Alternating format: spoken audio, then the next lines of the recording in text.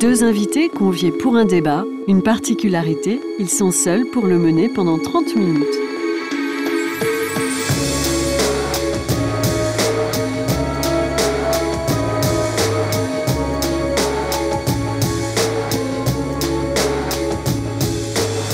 Petite présentation des protagonistes par eux-mêmes.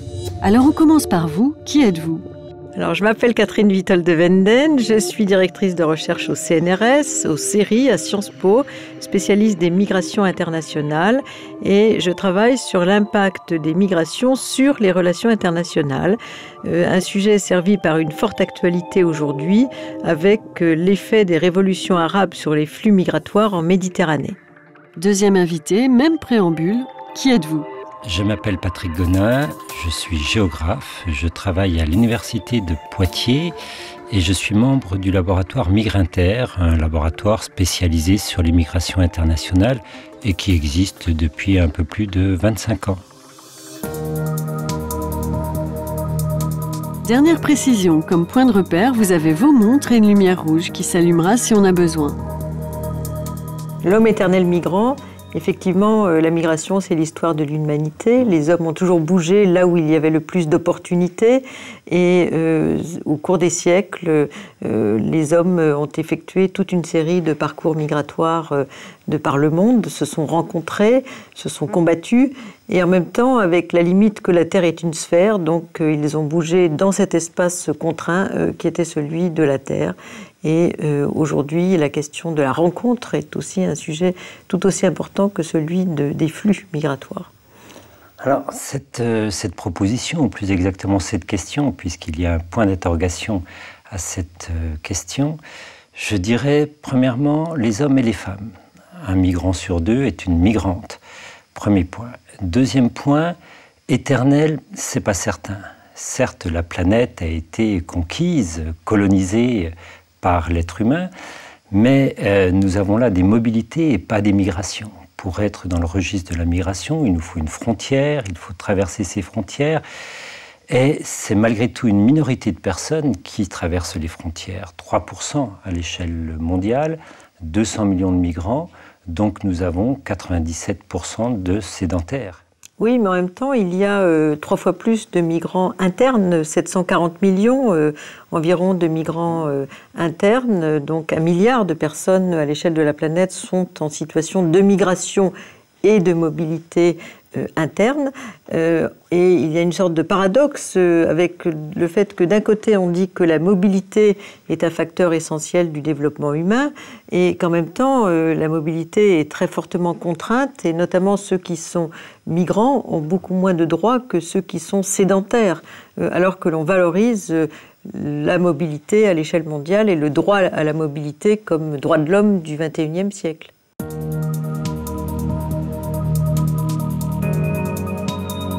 La mobilité a fabriqué le peuplement, sa répartition sur la Terre et, comme nous dit Jean Chaline, effectivement, une conférence faite en novembre 2006 à la Cité des Sciences, nous sommes tous africains, une des deux thèses sur ce peuplement de la planète.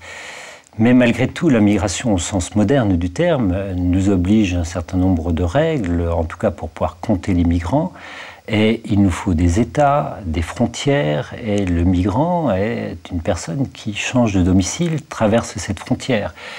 Et donc, d'une certaine manière, les migrations, alors j'ai envie de dire récentes, fin 19e siècle, sont une migration d'une minorité de personnes là, et nous avons des migrations de travail et de peuplement. On pourrait peut-être réfléchir à cette double utilité de la migration, pour le peuplement d'une part et pour le travail d'autre part.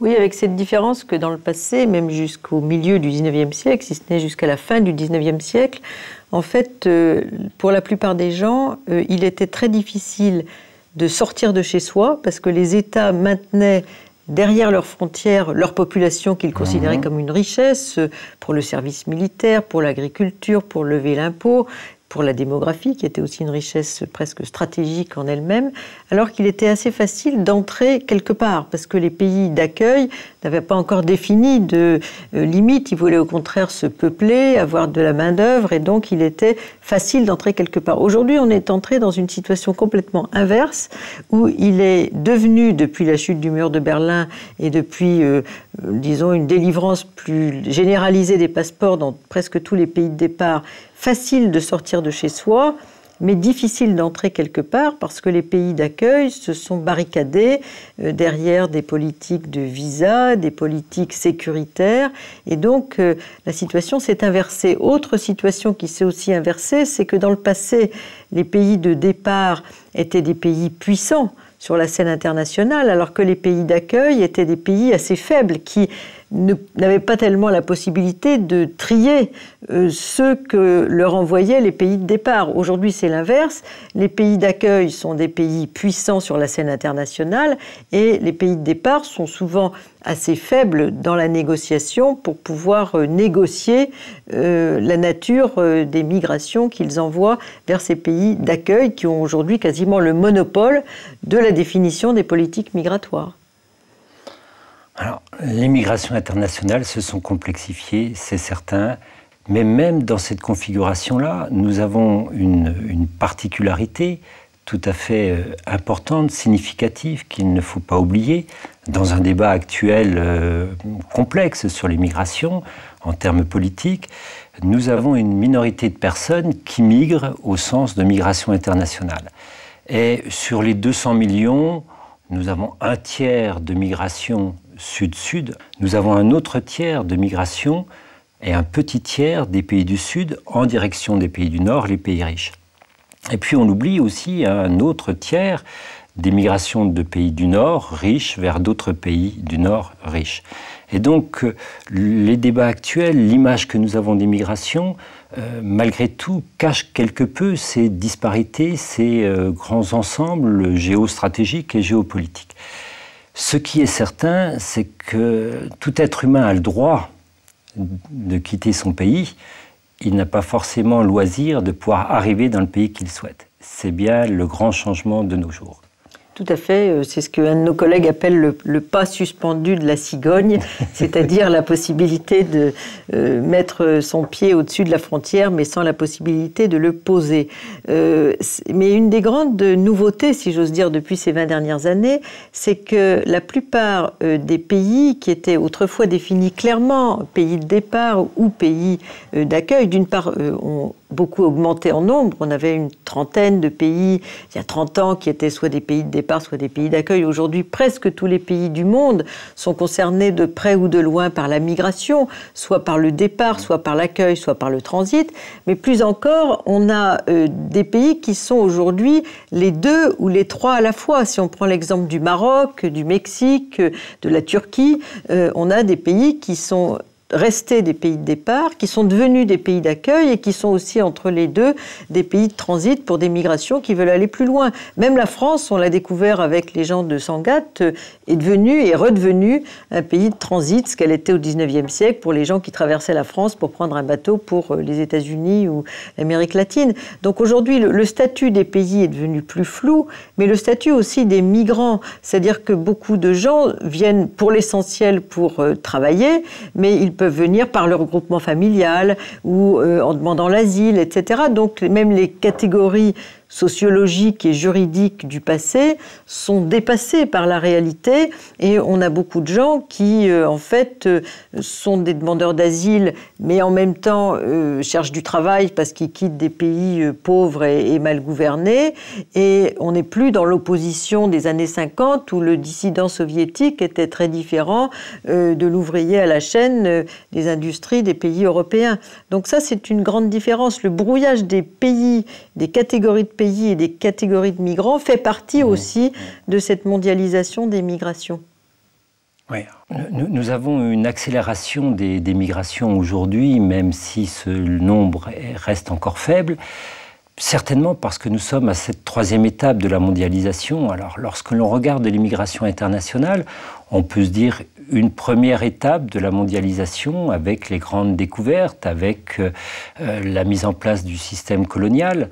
Alors effectivement, nous avons eu un déplacement massif, mais cette fois-ci, on était dans le cadre d'un commerce triangulaire avec l'esclavage. Nous avons cette deuxième étape importante de la fin 19e, début 20e, jusqu'à la Première Guerre mondiale, où nous avons là 1 million de personnes par an qui quittent l'Europe, la vieille Europe, pour se diriger vers les pays neufs, ces pays d'Amérique. Et nous n'avons pas reconnu de migration aussi importante. Mais aujourd'hui, on a effectivement ce sentiment d'accélération, peut-être tout simplement parce que le nombre de pays de départ augmente, le nombre de pays d'arrivée augmente peu. Les 3/4 des migrants internationaux se retrouvent dans 28 pays. Et par ailleurs, nous avons aussi une fabrique un peu artificielle des migrants internationaux, en tout cas d'un point de vue statistique. Quand l'Union soviétique se désagrège, le nombre de migrants automatiquement augmente parce qu'il y a plus de frontières. Et donc on a malgré tout des difficultés d'aborder les questions d'immigration internationale de façon sereine, posée, en regardant les faits tels qu'ils se produisent. Et on a peut-être trop tendance à pointer la dimension négative des migrations et à oublier que c'est peut-être une chance pour notre planète. C'est vrai. Alors un autre aspect qui est également très caractéristique de ces 20-25 dernières années, c'est que l'Europe est devenue l'une des plus grandes destinations du monde, ce qui n'était pas le cas dans le passé, puisque les États-Unis, le Canada, l'Australie se sont peuplés de migrants, notamment européens. Et cette réalité de continent d'immigration malgré lui est une chose qui est très mal acceptée par une partie de l'opinion publique et explique en partie les politiques très sécuritaires qui sont menées par les pays européens sur leurs frontières externes. Et l'Europe a beaucoup de mal à reconnaître la dimension positive de l'immigration, alors qu'auparavant, les Européens sont partis pour les grandes découvertes, pour les missions, pour le commerce, pour le peuplement, pour la colonisation dans le monde entier. Et donc, cette prise de conscience de l'Europe, continent d'immigration, dans un contexte de déclin démographique, de dépendance à l'égard des besoins de main-d'œuvre qualifiée et non qualifiée, est une donnée nouvelle qui est apparue depuis la fin du XXe siècle. Alors, on peut peut-être s'accorder sur le fait qu'il y a deux grands types de migration. Migration de peuplement. Certains pays y recourent encore et appellent des personnes pour travailler, mais aussi pour s'installer. Et puis nous avons la deuxième catégorie, la migration de travail. Cette migration de travail, elle est plutôt récente. D'une certaine manière, ce sont les pays d'arrivée qui choisissent, décident les personnes qu'ils souhaitent en fonction de leurs besoins et les besoins vis-à-vis d'une activité économique. Par rapport à l'évolution de nos pays du Nord, ici l'Europe par exemple, en reprenant ce continent, nous avons bien évidemment une migration dont certains disent de remplacement nécessaire par rapport à l'évolution de la population. Notre population vieillit, la population active va diminuer et nous n'avons pas beaucoup de solutions en termes démographiques et en termes d'approche des dynamiques de population. Mais nous restons malgré tout sur une minorité de migrants dont les qualifications ont changé. Dans les années 50, les pays industrialisés avaient besoin d'une main-d'œuvre peu qualifiée, souvent des paysans sahéliens ou du Maghreb ou du nord de l'Afrique, pour travailler dans les usines. Aujourd'hui, nous avons besoin de personnes qualifiées, d'où ce système de contrôle renforcé aux frontières pour faire le tri. Le terme est certainement mal approprié, mais pour faire le tri entre une migration nécessaire pour le pays d'accueil et une migration qui ne serait pas souhaitée. Les flux migratoires désormais sous contrôle, tout à fait. Les pays européens, mais aussi les États-Unis, le Canada, l'Australie et beaucoup d'autres régions du monde, le Japon, ont besoin à la fois de qualifiés et de peu qualifiés. Ils ont aussi besoin de très qualifiés. Ils ont pris conscience que s'ils fermaient complètement leurs frontières, il ne faut pas oublier qu'en Europe, l'immigration zéro a été un des thèmes clés de la politique migratoire depuis les années 90. Ils ont pris conscience que si ils fermaient leurs frontières, ils se privaient de la concurrence mondiale pour la compétition sur les cerveaux, les très qualifiés. Donc ça, c'est acquis, si j'ose dire, dans les politiques européennes. En même temps, tous ces pays ont besoin aussi d'une immigration peu qualifiée, qui fait des travaux, ce qu'on appelle les 3D, les dirty, difficult, dangerous, des pays qui sont des métiers qui sont mal payés, qui sont exposés aux intempéries, mobiles dans l'année, etc., précaires. Et donc, la plupart, et ça c'est la grande différence sans doute par rapport aux années 50, c'est que dans les années 50, les OS, comme on disait, avaient un statut juridique, alors qu'aujourd'hui, pour les métiers les moins qualifiés, la plupart des pays d'accueil ont beaucoup de mal à faire accepter à leurs opinions publiques qu'ils aient un vrai statut, et donc ces métiers sont souvent tenus par des sans-papiers qui viennent alimenter une forme d'esclavage moderne dans toutes les économies occidentales. Il est évident que nous avons une externalisation des contrôles. On ne contrôle plus à l'arrivée, on contrôle aussi au départ, on contrôle également dans les pays de transit. On a tout un dispositif, un armada qui s'est mis en place de contrôle qui, effectivement, explique très bien les tensions actuelles. Mais je ne connais pas, nous ne connaissons pas de frontières qui aient empêché les mobilités des personnes. C'est clair. D'accord ? Alors on peut remonter au mur d'Adrien, à la muraille de Chine, voire le mur de Berlin. Les frontières ne sont là que pour canaliser les personnes, et effectivement, sur ce point, on sera d'accord. Sauf que l'on crée des besoins, et en créant ces besoins, nous avons malgré tout une part de la population, une minorité, pas les plus pauvres, cette minorité qui va souhaiter, bien évidemment, se rendre dans un autre pays pour améliorer ses conditions de vie.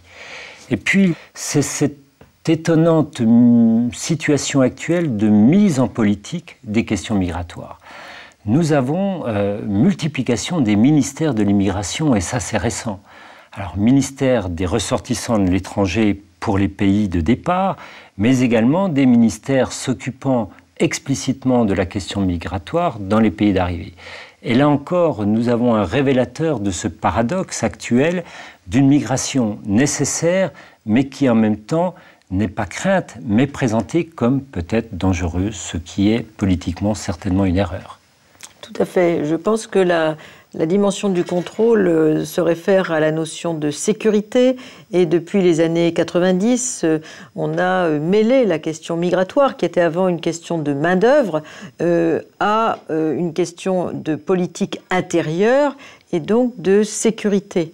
Et le mélange l'idée du terrorisme international, de la migration, de la délinquance, de la situation des sans-papiers, fait qu'on est dans une sorte d'amalgame fortement exploité par les politiques publiques pour faire de l'immigration un danger, une menace, voire une exploitation du thème de l'invasion, de la conquête, et donc de quelque chose qu'il faut absolument réprimer en priorité. Alors qu'il y aurait toutes sortes de réflexions qui pourraient être menées sur des espaces de libre circulation, aussi bien à l'échelle bilatérale, à l'échelle régionale par exemple, qui font défaut cruellement. L'actualité aujourd'hui avec les révolutions arabes montre la carence des politiques méditerranéennes en matière des migrations entre la rive nord et la rive sud de la Méditerranée, dont on voit aujourd'hui l'indigence, puisque en fait ce qui marche le mieux, entre guillemets, c'est des politiques bilatérales, c'est-à-dire des politiques qui ont été marchandées entre les pays d'accueil et les pays de départ, d'homme à homme, donc avec éventuellement des hommes forts de régime autoritaire, et quand ils sont partis, on considère que la circulation des frontières dans ces pays est moins bien assurée, alors que ces politiques bilatérales ont été menées parce que les pays européens se méfiaient de l'efficacité d'un système soit régional, soit européen de contrôle des frontières. Oui, justement, parlons de ces accords, cette gestion concertée des flux migratoires. c'est malgré tout un tout petit peu plus complexe. Nous sommes à une période de la marchandisation des migrations internationales. Ça devient malheureusement une marchandise. Ça rentre dans les négociations internationales. Et les accords bilatéraux, contrairement à ce que l'on pourrait penser, ne sont pas un progrès. Il ne faut pas oublier que derrière les migrations, il y a un enjeu financier. Et nous le savons. Et entre autres, l'envoi d'argent des migrants à leur famille. Et je dis bien à leur famille et pas à leur pays. Et on nous dit, ou plutôt, alors la Banque mondiale, les organisations internationales font des évaluations, et ces sommes sont en augmentation. Une augmentation surprenante. 200 millions de migrants, 300 milliards de dollars par an d'envoi d'argent, partie légale passant par les banques, 300 milliards. C'est considérable, considérable. Et ce n'est que la partie officielle, mesurée ou évaluée. Hein. Nous avons là quand même malgré tout des doutes sur la manière dont ces chiffres sont faits.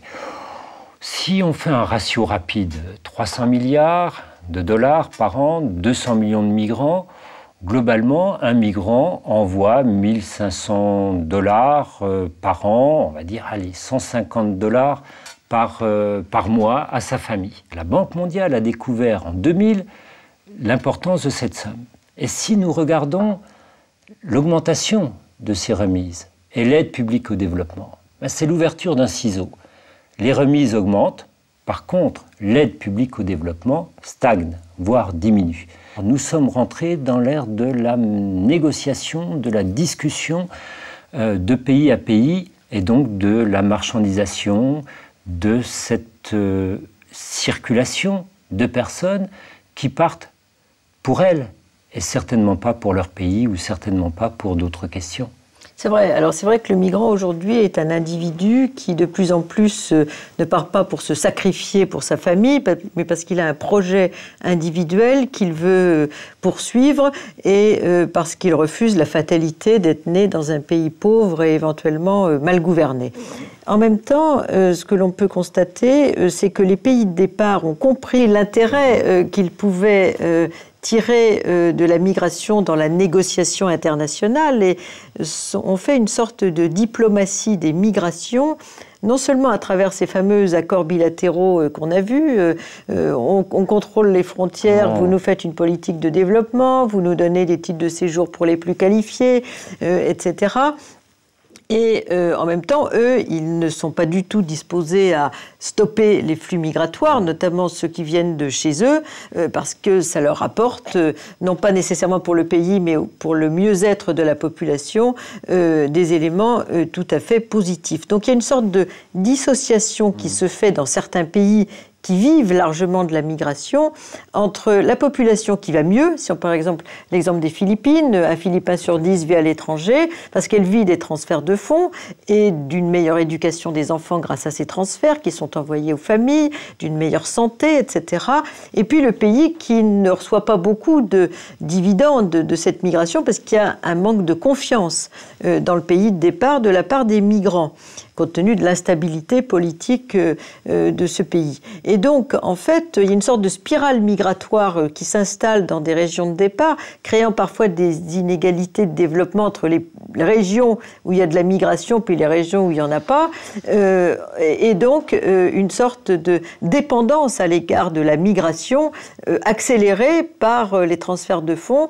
Et dans ce cas-là, la migration permet plus de développement des personnes et le développement amène à un besoin de migration accru dans un certain nombre de régions du monde.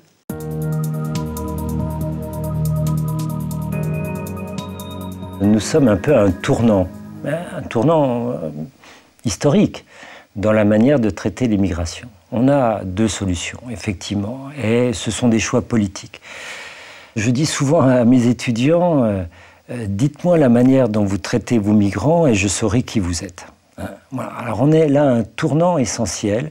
Soit le migrant est considéré comme une chance pour son pays de départ, mais c'est aussi une chance pour le pays d'arrivée.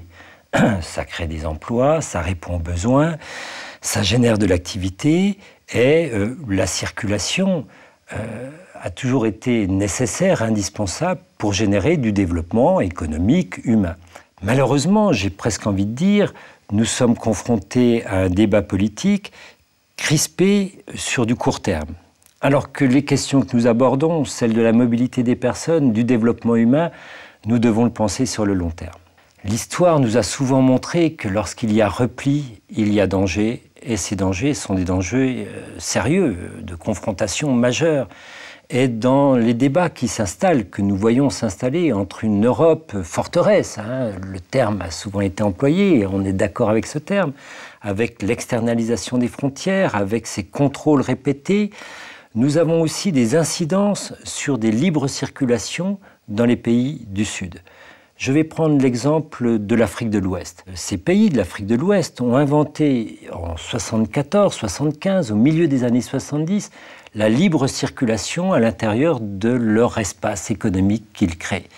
Cette libre circulation a certainement permis à ce que cette partie de l'Afrique ne s'effondre pas. Ne s'effondre pas et l'a maintenue malgré tout en situation de survie et peut-être aujourd'hui en situation de début de croissance. Et les décisions européennes sont en train de freiner les libres circulations qui existaient au sein de ces pays. Nous avons là, dans la confrontation de deux blocs, un réel danger où les décisions européennes sont en train de freiner les mobilités, sources de progrès et de développement dans cette partie du monde. C'est vrai, et il y a aussi une perception de l'enjeu que représenterait une plus grande circulation des hommes à l'échelle mondiale. D'une part, sur le terrain des droits de l'homme, on dit que le droit de migrer pourrait être un droit de l'homme pour le XXIe siècle, que dans le monde entier, les gens aspirent à bouger, pas nécessairement à s'installer définitivement dans un autre pays, mais à bouger. En même temps, il y a une crispation sur la fermeture des frontières, qui se traduit d'ailleurs par la multiplication des sans-papiers. Comme les gens, de toute façon, continuent à vouloir traverser les frontières et réussissent parfois, malgré les moyens qui sont alloués financièrement au contrôle des frontières. On a à peu près 11 millions de sans-papiers aux États-Unis, environ 5 millions, si on peut les compter, dans les pays de l'Union européenne. Donc on a une sorte de paradoxe entre, d'un côté, le fait de dire le monde moderne est un monde qui bouge, et puis on dit, pour certains, c'est magnifique, pour les cadres, les touristes, les gens qui passent leur vieillesse au soleil, etc., c'est merveilleux.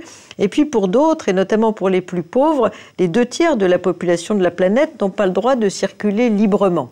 Un autre aspect également qui est assez fort aujourd'hui, c'est que finalement, c'est par les marges que le sujet commence à devenir émergent, c'est-à-dire la question des sans-papiers, tous les effets pervers des politiques de contrôle des frontières, le coût du contrôle aussi par rapport à son efficacité qui est considérable, le budget Frontex qui est la mise en commun des polices européennes pour le contrôle des frontières externes de l'Europe a été porté à 88 millions d'euros, alors qu'aujourd'hui son efficacité consiste essentiellement à repêcher les gens qui ont fait naufrage en Méditerranée, et encore. Donc en fait, il y a une certaine cacophonie entre ceux qui sont pour la mobilité, qui, disons, mettent ensemble des intérêts très contradictoires. D'un côté, on a les employeurs, on a les pays de départ, on a les associations de droits de l'homme, on a les églises, et puis de l'autre côté, contre la mobilité, on a les souverainismes étatiques, on a également ceux qui défendent d'une façon très dure l'État-providence en disant que les migrants n'en font pas partie puisqu'ils n'ont pas cotisé dans le système qui a été prévu en matière de santé, par exemple. On a toute une série de mouvements, disons plutôt d'extrême droite, qui considèrent que c'est une atteinte aux identités nationales des États d'accueil. Et donc, on a une coalition d'intérêts très hétéroclite qui fait que l'efficacité de la revendication du droit de migrer et n'a rien à voir avec l'internationale ouvrière de la fin du 19e siècle parce que, en fait, ces revendications sont extrêmement mal soutenues à l'échelle mondiale. C'est quand même un manque de courage politique. C'est d'abord un manque de courage politique. Pour la simple raison, c'est que les arguments qui sont donnés sont des arguments qui ne tiennent pas à la route lorsqu'on les confronte à la réalité. Ils ne partent pas parce qu'ils sont pauvres, nous le savons. Ce ne sont pas les plus pauvres qui partent. Et si c'était les plus pauvres qui partaient, qui quittaient leur pays pour rejoindre un Eldorado qui n'existe plus, et ils le savent, si c'était les plus pauvres, on aurait beaucoup plus de migrants que nous avons aujourd'hui. Donc nous sommes dans une situation, à mon avis, où globalement nous avons des visions à court terme, des besoins de questions internes, de politique interne à la France, interne au pays d'arrivée, et puis une réalité migratoire qui est somme toute simple, et qui pourrait bien évidemment permettre ce développement humain dont on a parlé et permettre une véritable amélioration des conditions de vie partagées par la libre circulation des personnes. Je pense que là-dessus on sera d'accord, ce qui ne veut pas dire l'ouverture des frontières, là-dessus aussi on sera d'accord. La frontière, c'est un commutateur, c'est un filtre, et elle a toujours fonctionné comme filtre. Et je ne suis pas aussi optimiste sur les rapports des organisations internationales qui sortent aujourd'hui. Alors, 2006, effectivement, le secrétaire général des Nations Unies, qui enfin fait le lien, découvre l'intérêt de la relation entre migration et développement, celui qui vient de sortir, là, de la Banque mondiale, où enfin, subitement, ça y est, la migration est une chance peut-être aussi pour les pays de départ et les pays d'arrivée. Mais dans cette migration, nous avons deux catégories. Nous avons des personnes et une très grande majorité, qui sont assignées à résidence, qui ne peuvent pas quitter leur pays, qui ne quitteront pas leur pays. Et puis une autre catégorie, une minorité, qui, elle, aurait le droit à la mobilité et à la circulation. Et c'est ce monde-là qui se fabrique sous nos yeux, et ce monde qui se fabrique sous nos yeux est de l'ordre de la décision politique. Et dans les accords bilatéraux qui se négocient, on voit bien que, malgré tout, le pays qui va dicter ses règles ou ses propositions sont les pays riches, et que les perdants sont plutôt les pays moins riches, pour ne pas dire pauvres. Alors le résultat, en fait, c'est un grand gâchis. On est dans une sorte de Far West en termes de gestion des migrations par rapport à d'autres grands enjeux mondiaux qui sont gérés par l'OMC ou par quelque autre structure internationale. Les politiques publiques ont souvent 30 ans de retard par rapport à ce qui se passe en réalité en termes de migration. Il faudra bien un jour réfléchir à la façon de combler cet écart, parce que le grand enjeu, c'est pas tellement de contrôler les flux, c'est de vivre ensemble. Et là aussi, il y a un déficit de réflexion collective à l'échelle mondiale, régionale, nationale, locale, considérable. Si on mettait tous les moyens sur le vivre ensemble par rapport à ceux que l'on alloue au contrôle des frontières, sans doute que beaucoup de choses se passeraient beaucoup mieux. C'est déjà fini, merci. À très bientôt au même endroit avec de nouveaux invités pour débattre et s'écouter.